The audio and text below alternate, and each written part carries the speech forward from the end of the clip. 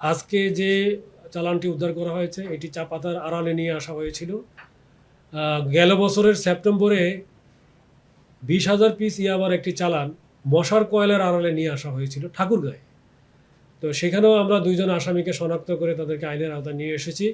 আজকে যে চা পাতার আড়ালে যে চালানটি নিয়ে আসা হয়েছিল এখানে আমরা 12,000 পিস ইয়াবা পেয়েছি এবং সেখানে আমরা একজন আসামিকে আইনের আওতায় নিয়ে আসছি।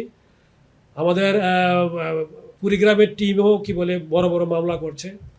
আমাদের লালমনিরহাটের টিমও বড় বড় মামলা করছে। অর্থাৎ সীমান্ত এলাকা দিয়ে যে সমস্ত মাদক আমাদের দিকে আসছে অথবা সীমান্তের বাইরে চট্টগ্রাম দিক থেকে যে মামলা আলামতগুলো আমাদের এই অঞ্চলে ঢুকছে, আমরা এগুলোর ব্যাপারে সর্বদা নজরদারি করছি এবং এই ধরনের আলামত বা আইনগত ব্যবস্থা নেওয়ার ব্যাপারে আমরা সর্বদা সজাগ রয়েছি। আমরা মাদকদ্রব্য নিয়ন্ত্রণ অধিদপ্তর, জেলা কার্যালয় বগুড়া এবং জেলা কার্যালয় রংপুর যৌথভাবে আমাদের কাছে একটা গোপন তথ্য থাকে যে এই ব্যক্তি যিনি মনসুর মণ্ডল ওরফে বোদা, উনি আপনার মৃত জালাল মণ্ডল কাঞ্চনপুর, পীরগঞ্জ, রংপুর থেকে উনি নিয়মিতভাবে ইয়াবার পাইকারি বিক্রেতা। তো সেই হিসেবে উনি চট্টগ্রাম বা কক্সবাজার থেকে ওনার এই একটা দোকান আছে, দোকানের আড়ালে এই চায়ের পাতার মধ্যে করে সে ইয়াবা সাপ্লাই করে।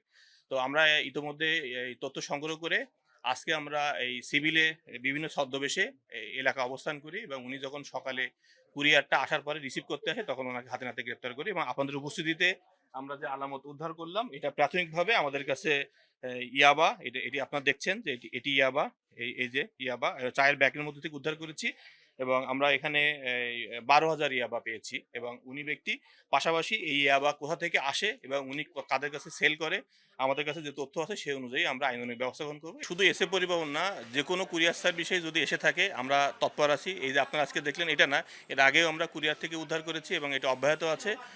কোনো জায়গায় মাদকের কোনো ছাড় হবে না।